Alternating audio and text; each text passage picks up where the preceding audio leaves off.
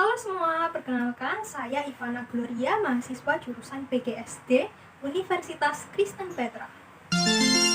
Kali ini saya akan membagikan tentang RPP Bahasa Indonesia yang menekankan kemampuan menyimak dan berbicara.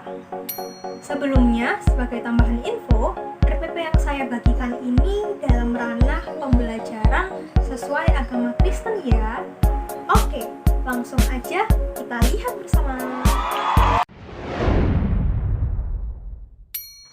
Oke, nah ini adalah RPP yang sudah saya kerjakan ya. Untuk mata pelajarannya tentu bahasa Indonesia, kelasnya kelas 2, semester 2. Materi pokoknya budi pekerti dan alokasi waktu 2 jam pelajaran.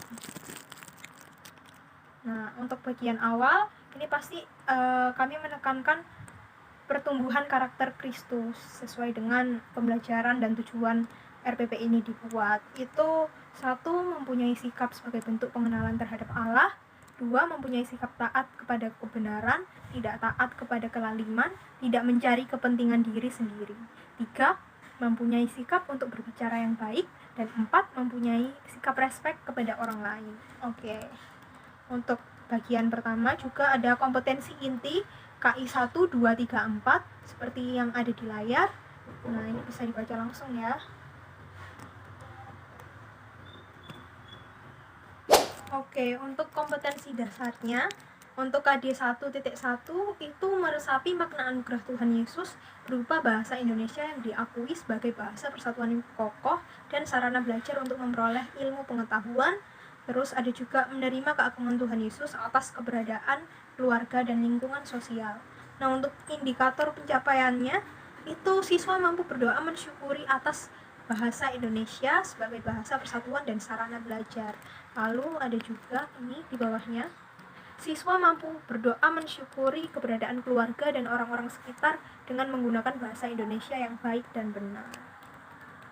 Untuk indikator selanjutnya, KD2 itu memiliki rasa percaya diri dan tanggung jawab terhadap keberadaan anggota keluarga dan dokumen milik keluarga melalui pemanfaatan bahasa Indonesia dan atau bahasa daerah. Indikatornya, siswa mampu saling menceritakan dan mendengarkan cerita tentang keluarganya. Terus tanggung jawabnya juga di dalam keluarga. Lanjut ke KD3, itu mengenal teks buku harian tentang kegiatan anggota keluarga dan dokumen milik keluarga dengan bantuan guru atau teman dalam bahasa Indonesia lisan dan tulis yang dapat diisi dengan kosakata bahasa daerah untuk membantu pemahaman. Indikatornya juga ada siswa dapat memahami kisah ketaatan Ishak kepada Abraham ayahnya.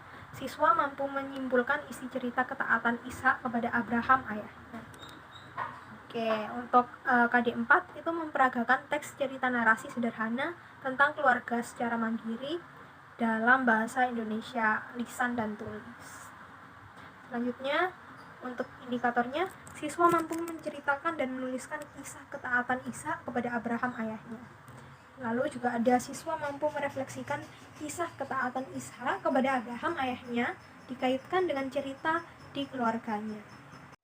Lanjut ke tujuan pembelajaran. Tujuan pembelajaran ada 3 ya. Pertama, siswa dapat menyimak dan mendengarkan cerita ketaatan Ishak kepada Abraham ayahnya. Lalu, siswa dapat menceritakan kembali tentang cerita ketaatan Ishak kepada Abraham ayahnya. Dan ketiga, siswa dapat merefleksikan kisah ketaatan Ishak kepada Abraham ayahnya dikaitkan dengan tanggung jawab dirinya dalam keluarga. Nah, karena ini dalam konteks keluarga dan saya melihat bahwa cerita Abraham dan Ishak ini bagus untuk dikaitkan dengan ketaatan anak kepada orang tua.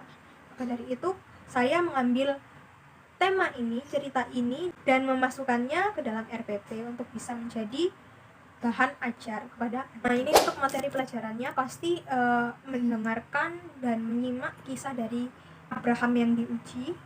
Itu ada di Kejadian 22.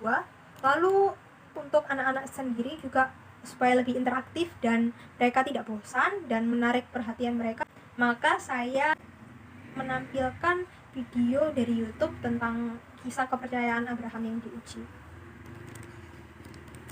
Lalu ada pesan ketaatan juga, anak taat kepada orang tua.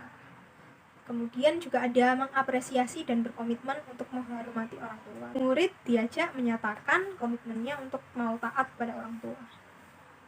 Lalu ada pendekatan atau metode pembelajaran. Yang pertama kooperatif, kedua demonstrasi, ketiga diskusi, dan tanya jawab. Sumber belajarnya diambil dari video YouTube cerita kepercayaan Abraham diuji, Abraham mempersembahkan Ishak. Nah, itu ada linknya. Lalu ada buku BSE. Lalu media pembelajarannya juga video. Oke, langkah-langkah kegiatan pembelajaran.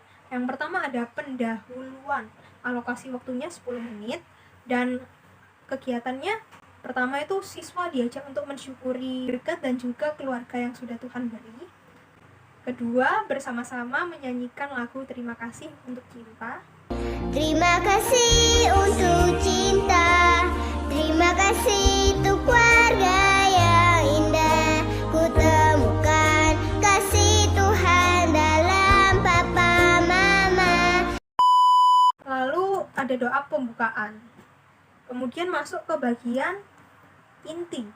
Bagian inti pertama itu ada eksplorasi. Murid mendengarkan materi pengantar tentang keluarga. Nah, ini guru menjelaskan tentang apa itu keluarga, siapa saja keluarga, kasih dan ketaatan kepada orang tua, seperti itu.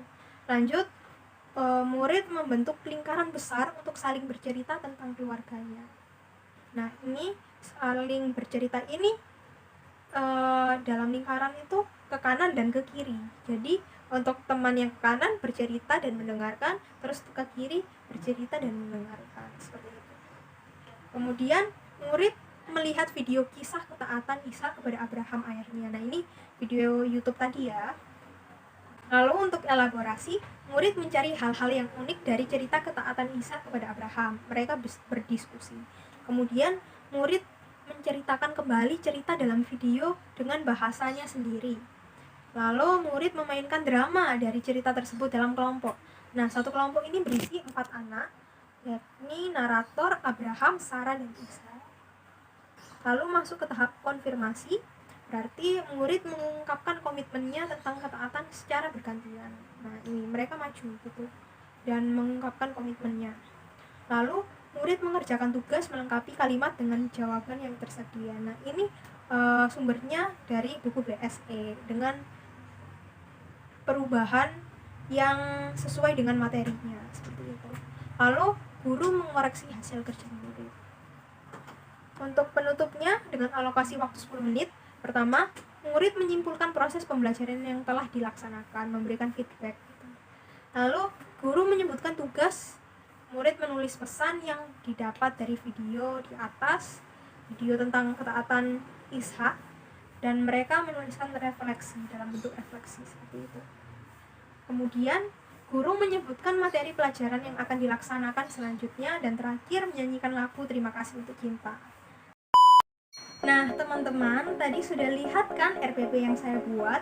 Oh iya, mengenai kemampuan menyimak dan berbicara, itu merupakan komponen penting dalam pembelajaran bahasa Indonesia, yakni pertama menyimak, kedua berbicara, ketiga membaca, dan keempat menulis. Keempat poin inilah yang harus kita tekankan dalam mengajar bahasa Indonesia untuk anak SD. Oke, terima kasih untuk perhatian teman-teman menonton video ini sampai habis. Dan jangan berhenti berkarya, semangat terus, dan see you di video berikutnya.